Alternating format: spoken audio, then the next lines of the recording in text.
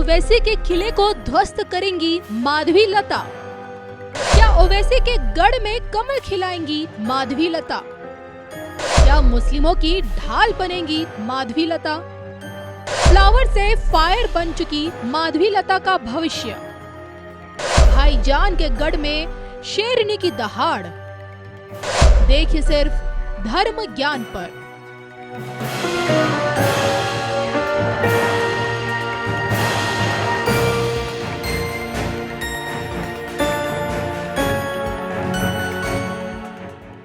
नमस्कार, धर्म ज्ञान के दर्शकों का स्वागत है। मैं हूं आपके साथ कविता राणा। मेरे साथ एक बार फिर मौजूद हैं राजपुरोहित मधुर जी। मधुर जी, स्वागत है आपका। सादर नमस्कार जी। इस चुनावी मौसम में इस बार ओवैसी के खिलाफ भाजपा ने पहली बार अपनी महिला प्रत्याशी उतारी है, जिनका नाम है आपकी माधवी लता। जी हाँ, पेशे से डॉक्टर हैं और आपके समाज सेवी भी हैं। हेल्थ के सेक्टर में और एजुकेशन के सेक्टर में फुल एक्टिव रहती हैं और हैदराबाद में खासकर एक जाना पहचाना नाम है, चेहरा है।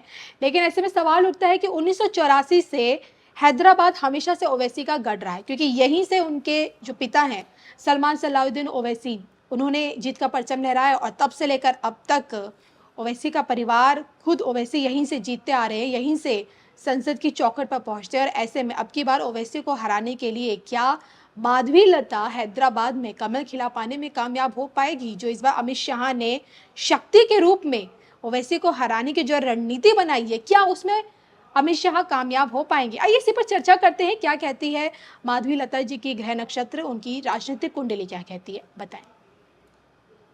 ओवैसी बनाम माधवी लता, यही है। हैदराबाद में जो है, हैदराबाद एक ऐसी धरा है, एक ऐसी सीट है जो कि मुगल काल के बाद बहुत लंबे समय तक मुगलों द्वारा अभी भी वो कहीं ना कहीं ग्रसित है। कहने का सीधा सा विषय ये है कि सनातन धर्म और ज्योतिषीय गणना शास्त्र मतों के अनुसार यदि देखा जाए तो मनुष्य यहाँ दोनों प्रकार के हैं। किसी मनुष्य में मनुष्यता अच्छी है, मतलब वो देवतुल्य है। कोई मनुष्य देवतुल्य होते हुए भी वो राक्षस जैसा व्यवहार करने लगता है।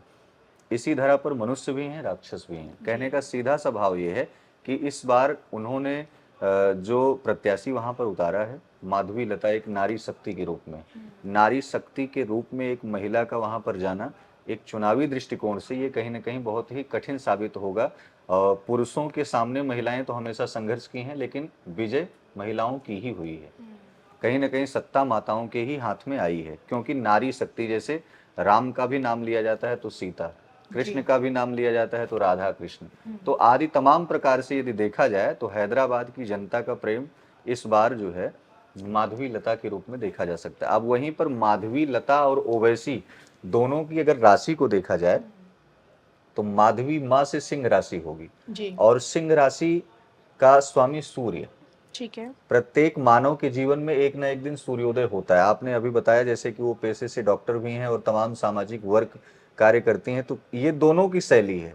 ये उधर भी जो दूसरा पक्ष है वो भी पेशे से कहीं ना कहीं समाज का नेतृत्व कर रहा है और अपने जनमानस को संतुष्ट कर रहा है।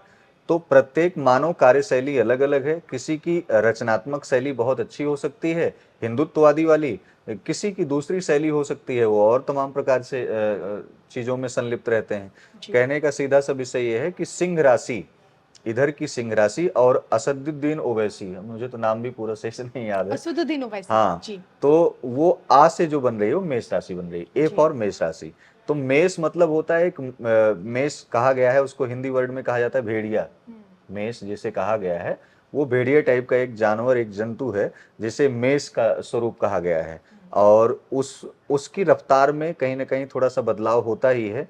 जैसे कि एक मामा मारीच को आपने सुना होगा, भगवान राम जो है अपने बाणों से मामा मारीच जब सोने का मृग बन करके आया था, तो मृग और मेष में बहुत बड़ा अंतर नहीं है, जानवर एक जैसे ही दिखाई पड़ते हैं। तो ऐसे में अब इधर सिंह राशि, सिंह अर्थात शेर का दहाड़ना, तो दोनों में डिफरेंट है। एक महिला का नेतृत्व करना, एक महिला का जनमानस के बीच में उतरना, 51 से 52% वहां पर हिंदू होना और उसके बाद अन्य तमाम प्रकार के जातीय धर्म के विभाजित लोगों का होना।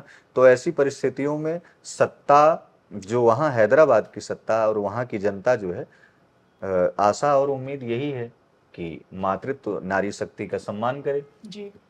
क्योंकि मुगल काल से यदि देखा जाए तो मुगल काल के आक्रांताओं के बाद भी यदि मुस्लिम संप्रदाय की उन माताओं बहनों को देखा जाए तो स्वतंत्रता से जीने का हक नहीं मिल पाया। आज भी वो पूरा अंग वस्त्रों से पूरा अपने आप को ढके हुए हैं। लेकिन वहीं इसी संप्रदाय के कुछ बॉलीवुड के चहेते ये फटी जीन्स पहना करके समाज में कहीं ना कहीं एक गंदा बर्ताव भी फैलाते हैं।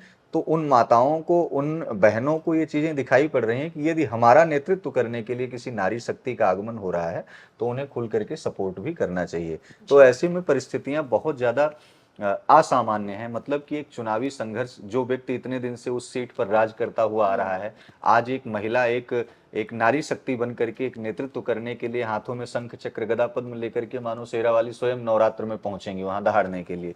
तो ऐसी परिस्थितियों में किसी भी महिला के अंदर रानी लक्ष्मीबाई अचानक प्रकट हो सकती हैं।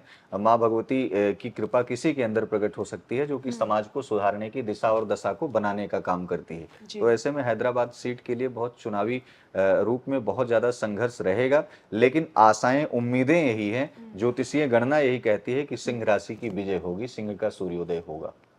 तो आपकी भविष्यवाणी अनुसार माधवी लता की जीते की भविष्यवाणियां अत्यधिक दिख रही है। अत्यधिक उम्मीदें यही हैं, अपेक्षाकृत भी यही है, जनमानस भी यही चाहता है, हिंदुत्व की शान और पहचान भी यही है कि वहां पर राजस्व पद कहीं ना कहीं, क्योंकि जब एक राजा किसी राज्य का, किसी जिले का, किसी जनपद का, किसी सत्ता का बहुत लंबे समय तक भोग करता रहता है तो उस राजा के मन में, राजा के अंतर मन में प्रजा के हित के लिए उतनी अच्छी भावना नहीं बन पाती, क्योंकि वो लंबे समय तक राज करता चला जाता है। जैसे जैसे हिरण्यकश्यप, जी।